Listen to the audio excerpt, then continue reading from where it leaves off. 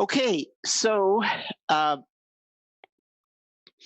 I was very fortunate as a young person. I developed a passionate interest in something that no one cared about, basically, in terms of mainstream US culture at that time. We're talking the 1950s. Um, I was fascinated with Asian culture. And I was fortunate enough to be able to attend Asian ethnic school in addition to American public school. I went to a Japanese school with Japanese American kids, uh, starting in middle school and all through high school.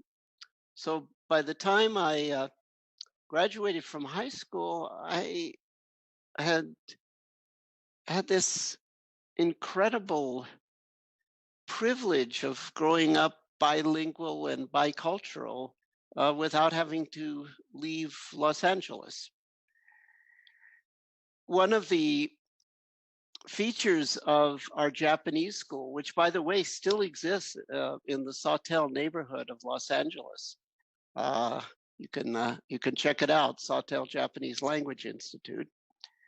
So one of the features was that there were student clubs. Student clubs are very popular in Japanese schools. So I joined, first I joined the judo club, but I didn't do too well with that because everyone was bigger than me and stronger. So then I moved to kendo, Japanese fencing, jiantao, and did better with that. So actually, I had an amazing emotional experience a few years ago. I was driving with a student in the Sawtelle area of Los Angeles, just happened to be in that area, and I realized we were just a block away from my Japanese school. And I wondered if it was still there, so I said, let's go check it out. And sure enough, not only was it there, but that very evening, at that very time, the Kendo Club was having its workout, its meeting. So it's like the club that I belonged to all those decades earlier when I was just a little boy. Uh, it's still continuing. Uh, so I went there and I introduced myself to the uh, the current sensei Tachi, the senseis, the teachers. Told them, you know, that like 50 years ago I had been a member of the club, and one of them said, "Well, then I think you'll want to see this." And he took me into this room where they had a sort of altar, a quasi altar, with photographs of the teachers, the kendo masters, who had uh, managed that club from the beginning. So those were my teachers. Those were the photographs of the people that I grew up with, and I looked at it. I hadn't seen those faces in decades and decades and decades, um, and they were very samurai looking, very like something out of a period piece movie, which I guess I didn't really perceive it that way, you know, when I was little, but it's like it just sort of hit me. Oh my God, I was privileged to be a little bit raised by samurai. uh, and then I started to cry a little bit. You know how it is with this path, the gratitude. So the main teacher, he was eighth degree, no, sixth degree black belt. He gave me a hachimaki. Hachimaki is a kind of, looks like a big handkerchief. You've seen them like in sushi chefs or whatever, and in Asian movies, you know, wrap it around your head. It keeps the sweat under control and so forth. In kendo, you put that underneath your helmet, so it cushions the helmet and also helps, you know, with sweat because it's hot inside the kendo armor. Anyway, he gave me this hachimaki, and it had 3 Chinese characters written on it. Very, very simple characters.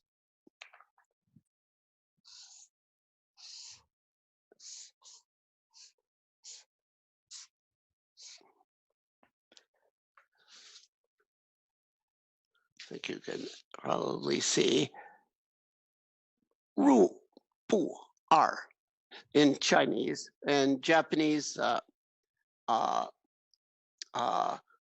ni Hairu. So they're very simple characters, but I couldn't understand what they meant taken together. And I asked around, I asked the teachers and so forth. And people made up some stuff, but I didn't buy it. It seemed like no one actually knew what those 3 characters were. Then taken together. But they sort of looked cool, and I really liked that gift. Years later, when I was in graduate school, we had to study Buddhist texts, comparing the original Sanskrit with Tibetan translations and Chinese translations. And one famous text that does exist in all 3 of those languages and is used in graduate school in Buddhist studies programs to train people to work in the canonical literature across those languages. Famous scripture is called Vimalakirti Nirdesha Sutra. So a sutra is a sermon or a scripture. Nirdesha is a teaching. And Vimalakirti literally means immaculate reputation, Vimala, without stain, Kirti, fame or reputation. But that's just someone's name. Vimalakirti was a householder practitioner like us, not a monk or renunciate. He was a householder who was deeply enlightened, so enlightened that he could beat up anyone in Dharma combat.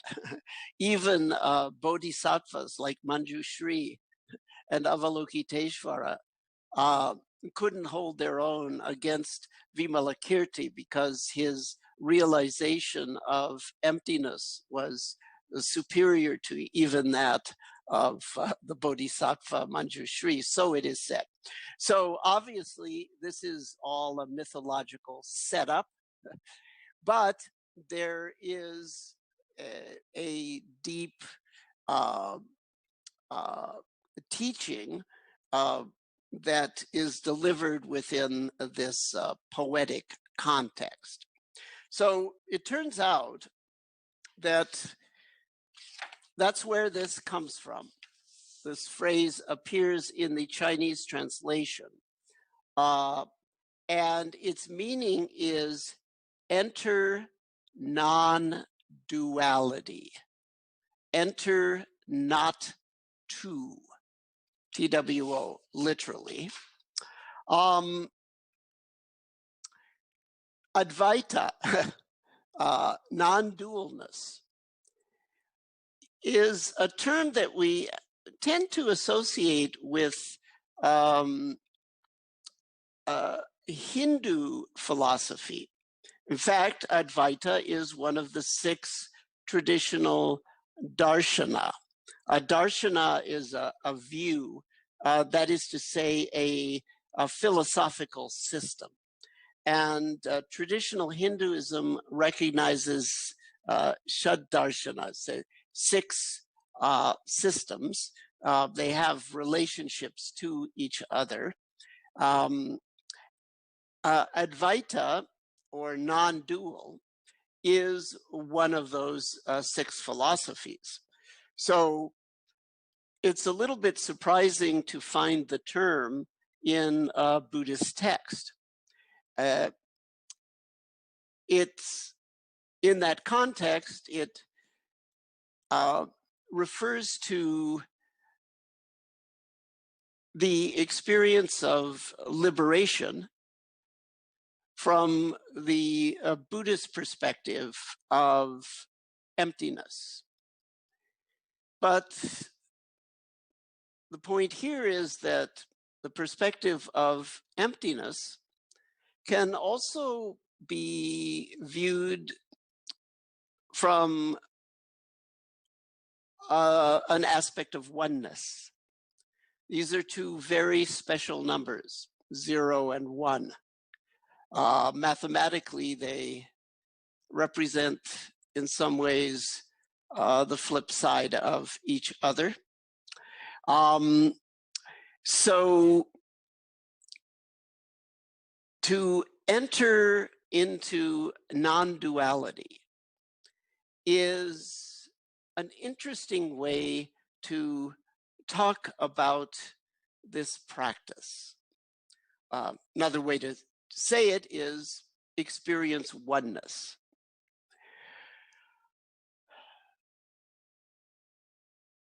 One of the convenient things about the phrase non-dual is it immediately raises the question, what duality is being transcended here? We're talking about something that is being made to sound desirable. We're supposed to have this oneness or non-two-ness. So what is the two-ness that we are in some way seeing beyond or transcending? Well, actually, it can mean a lot of things. There's a lot of dualities in the sense of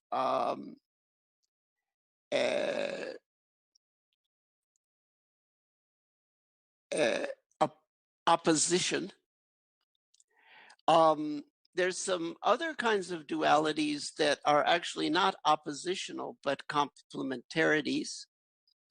That's another meaning of the word dual. We could talk about that.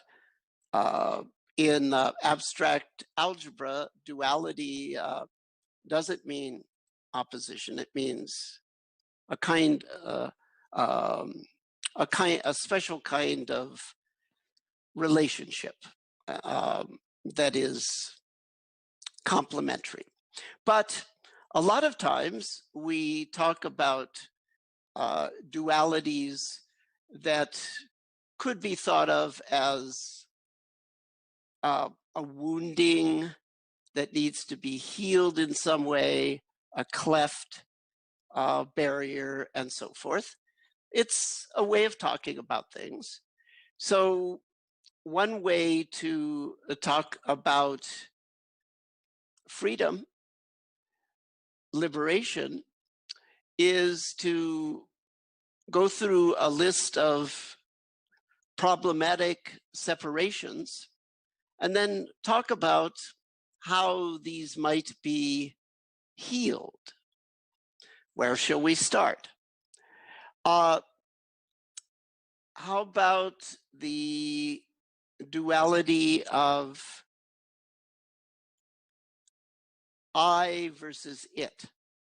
The duality of inside, meaning me, versus outside, or put in the plural, us versus them, I versus it. I have a very strong perception that there is a thing here called me, and that there is another thing or a place called the world, certainly inhabited by other things, and that's quite separate from me, starts where my skin ends and so forth. This is a strong perception. A kind of separation of inside and outside, which then is reflected in society as a proclivity to us versus them. So how does this arise? And are there healthy ways in which that duality can be transcended? Well, how does the sense of self arise sensorially, not as a philosophical question, but as a phenomenological question?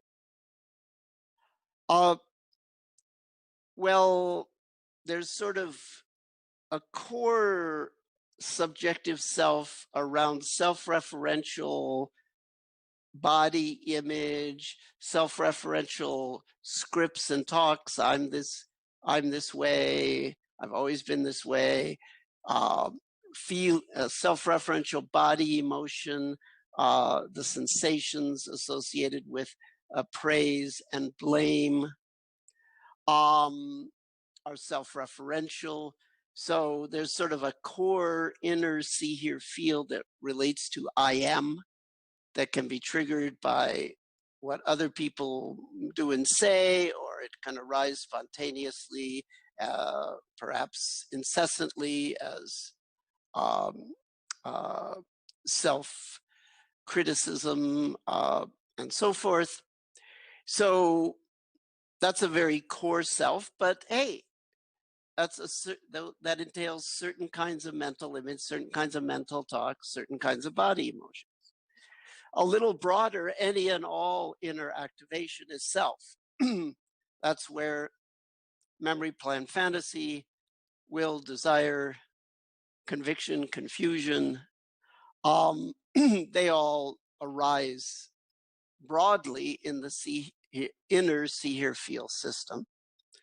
Broader still, a person might say, well, even the physicality of my body is me. So broadly, anything in body and mind, that's all me. In which case, if we sort of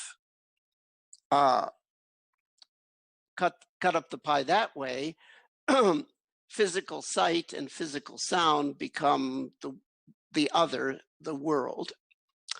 And my thoughts and my somatic physicality and emotionality, that's me. The point here is that regardless of how we choose to cut up the pie, we are talking about see, hear, feel. We're talking about sensory experience. Now you might say, well, yes, that's just the surface. What about deep down? But what's underneath see, hear, feel is just the deep reflections of those surface phenomena. So it's, you contact them by going from surface to the depths. You contact them through those spaces. So let's just for simplicity say, take a model that core self is any and all image, talk, body, emotion. So inner activations, that's the core self. And so sight, sound, touch, that's the other in this case. So if we take this way of looking at things, which after all is just one way to look at things, then how might we have an experience of transcending the duality of inside and outside? Strategically, how might someone go about doing that? Well, actually, it's not that mysterious.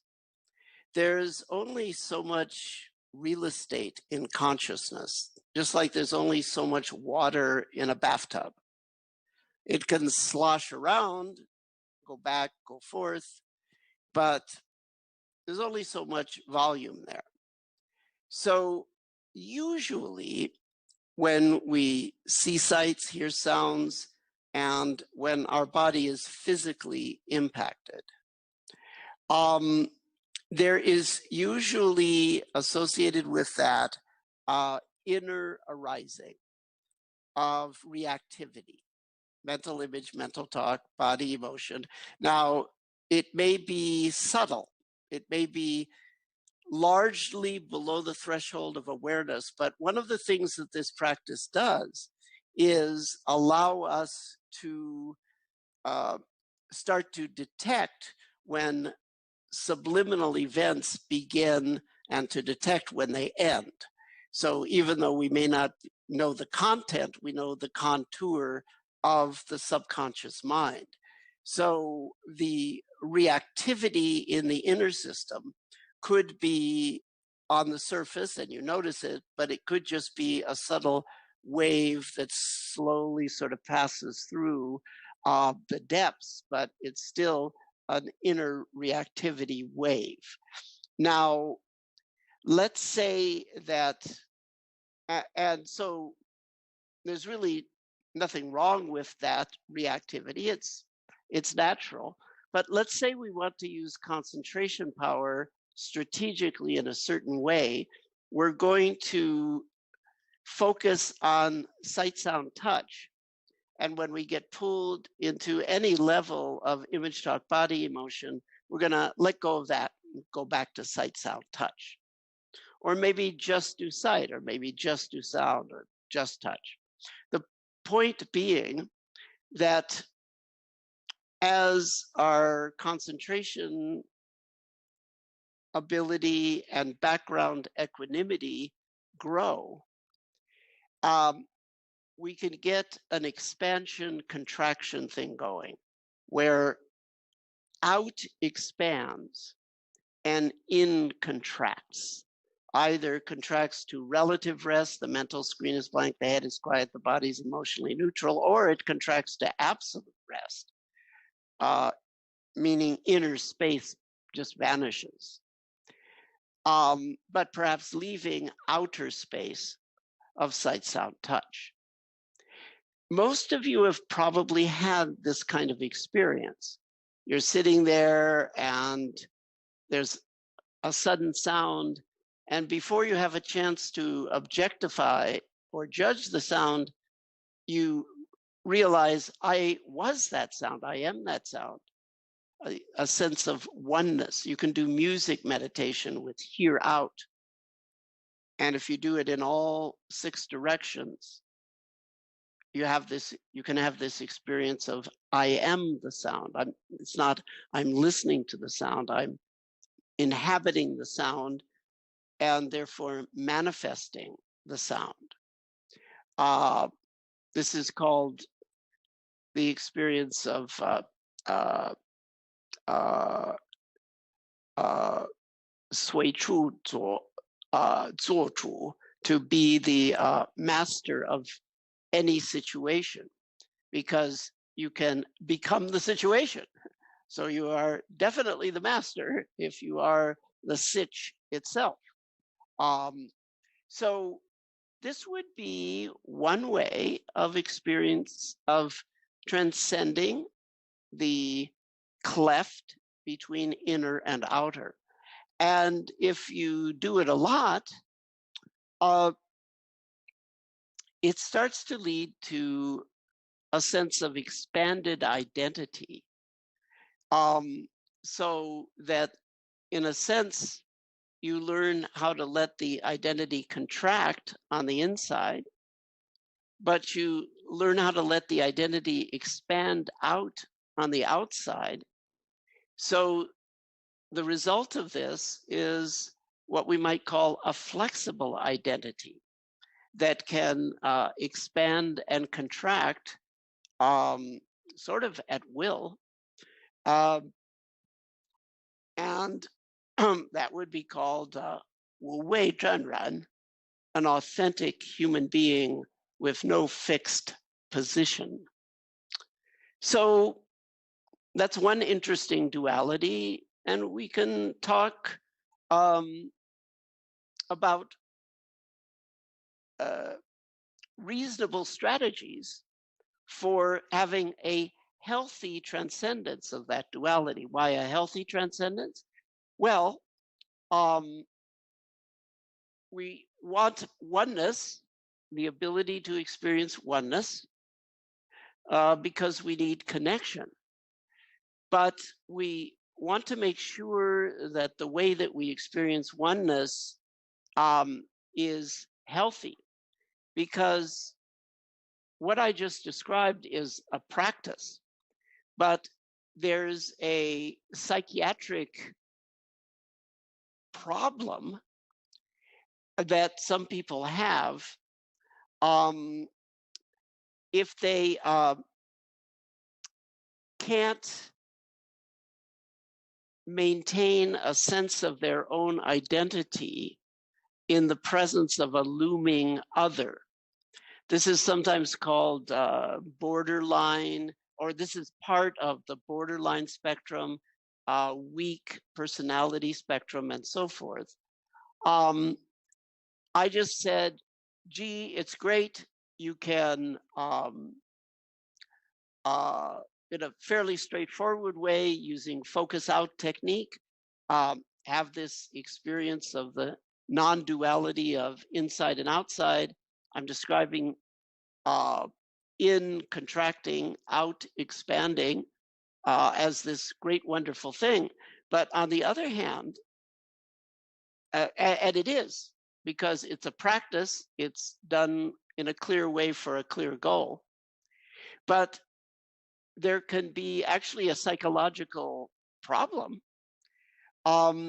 if a person has that happen to them when it's inappropriate, when they it's not something they understand and use to enrich and empathize.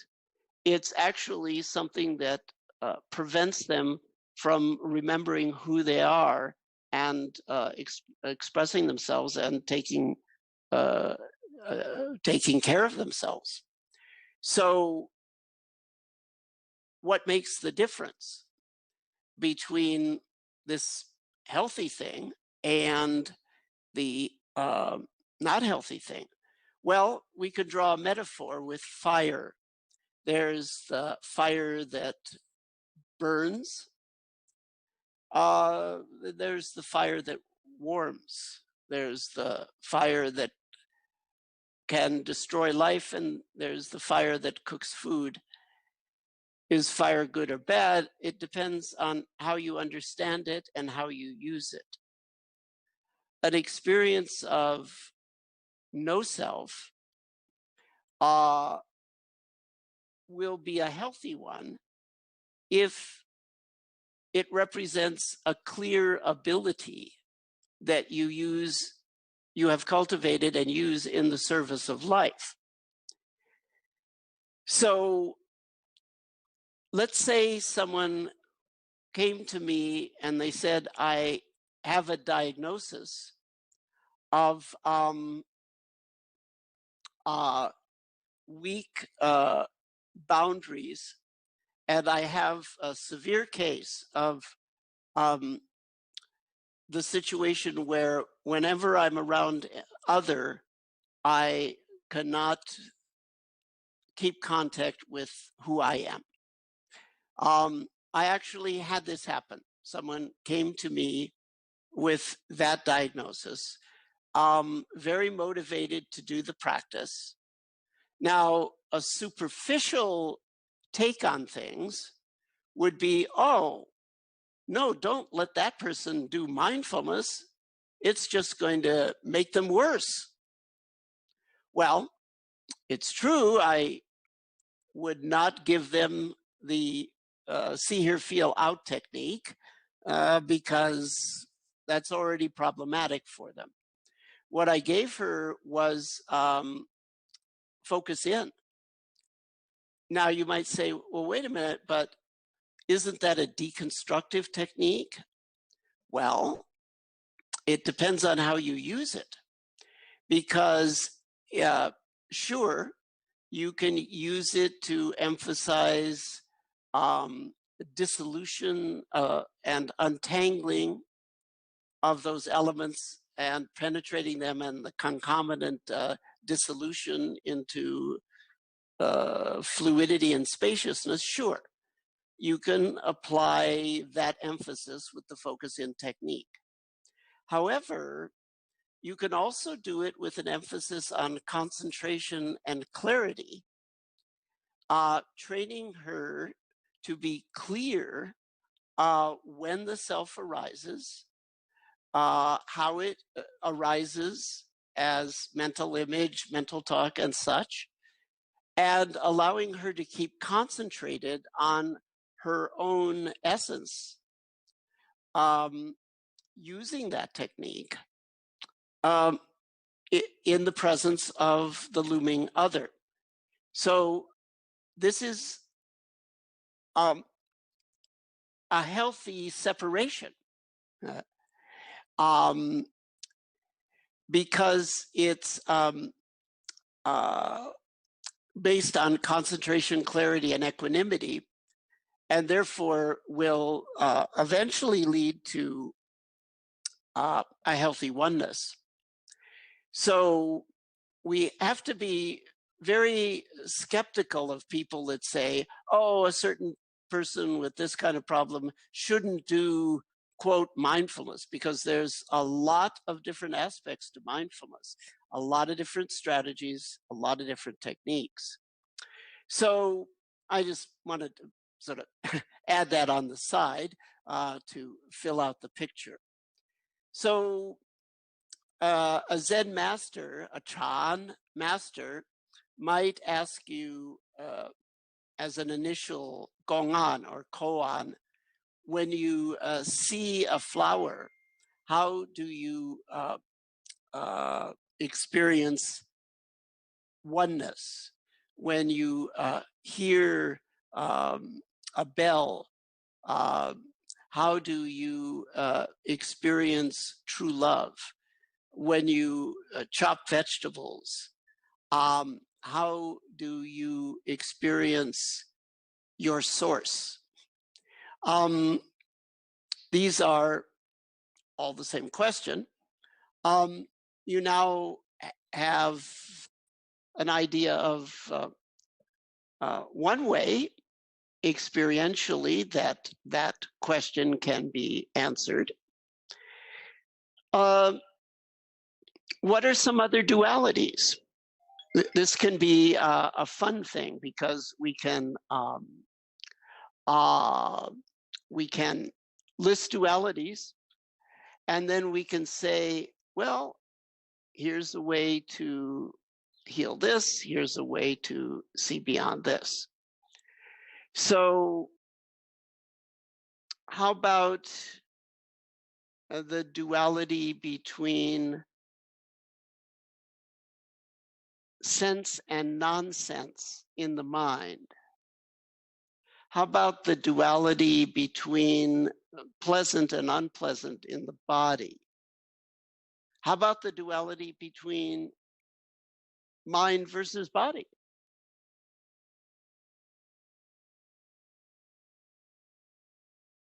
Well, it turns out that as we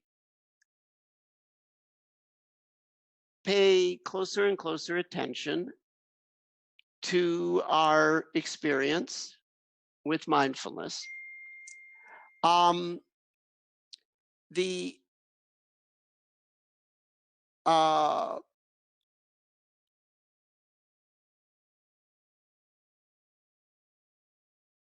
the solidity in the flow of processing tends to reduce just naturally.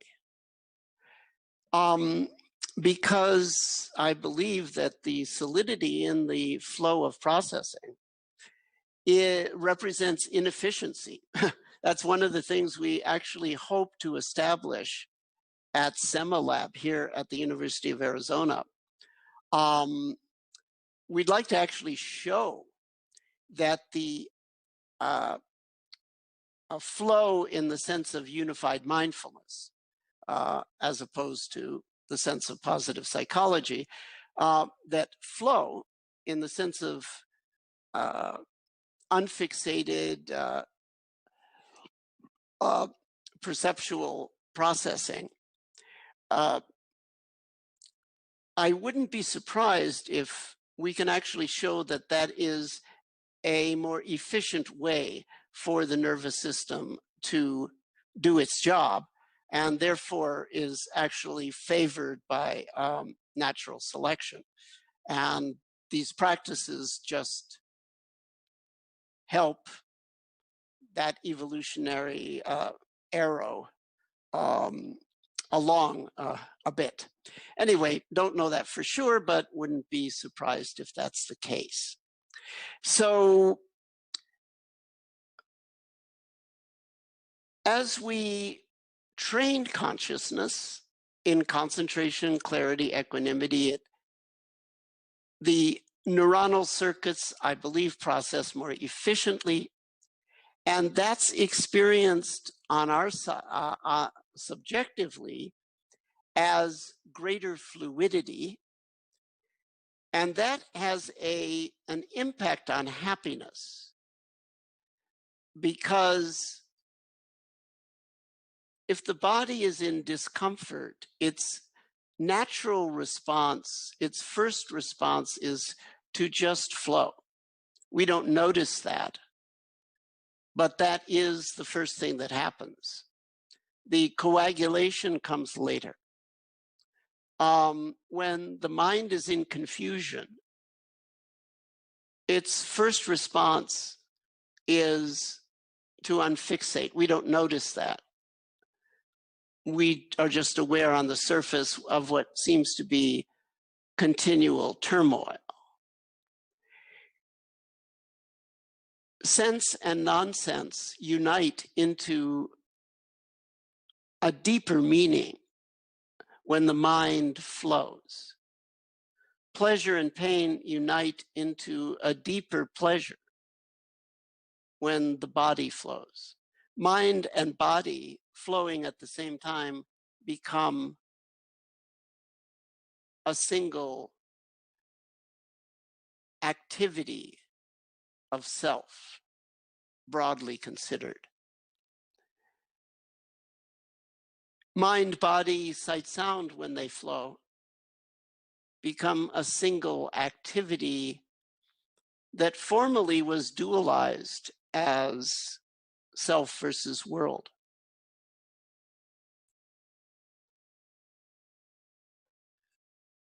To walk around in ordinary life with this awareness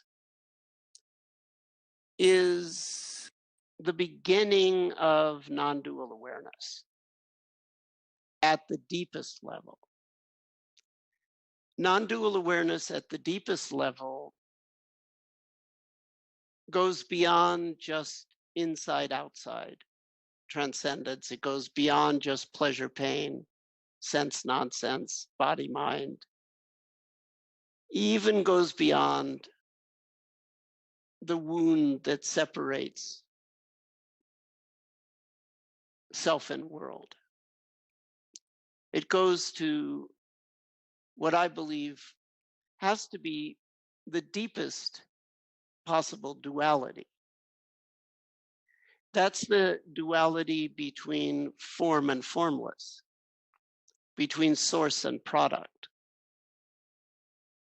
the one nothing, and the 10,000 somethings of the day, the 10 billion somethings of the life. What's the relationship between all those somethings and what presumably is a simplex or simple singular process that sources this as sensory experience? What's the relationship between the formless source and all of the forms? Can they be in a non-dual relationship? It would seem very difficult. How is that possible? They belong to different worlds. Yet, there is a connection. The connection, unsurprisingly, is through flow, fundamental flow of expansion and contraction. The one nothing polarizes into the two doings. They interdigitate. One expands, the other contracts. And they help each other. They are dual in the good sense of dual. The more one expands, the more that helps the other contract, and conversely.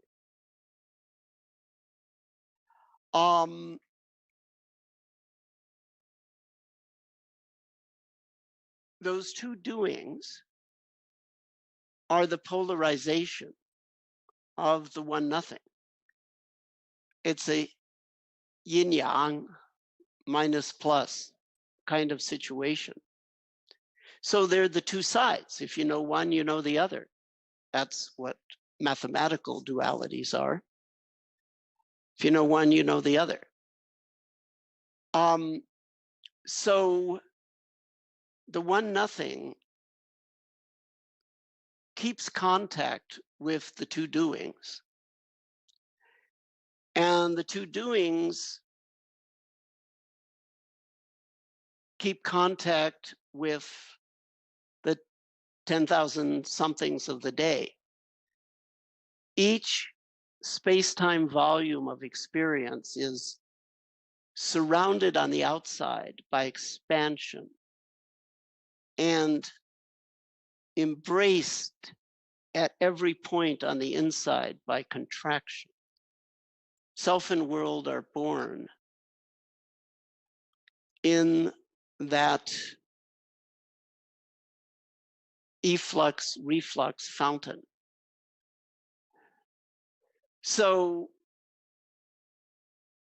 if you have the ability to rest in fundamental flow throughout the day as you go about ordinary activities, it will seem as though it's not so much that you live in the world, but that you and the world are being manifested moment by moment in a completely decentered and boundless, boundaryless way.